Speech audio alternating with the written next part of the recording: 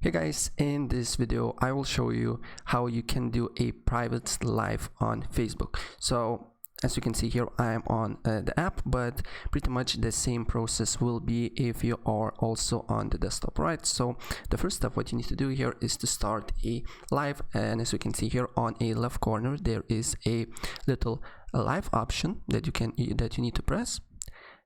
and then as you can see here on the page, not page, but on a left corner there is, as you can see here, letters 2 with a little lock and shows only me. So for me, I can do the basically private live right now because I selected, but if for you there is public or friends, as you can see here next to a post there is little arrow, you need to press on that, and then you can basically choose default audience. So you can go on public, you can go basically that friends only see, basically then it can see specific friends, and then you can select the friends, or if you want to do a private live you need to press on that only me, go back on live, and you can start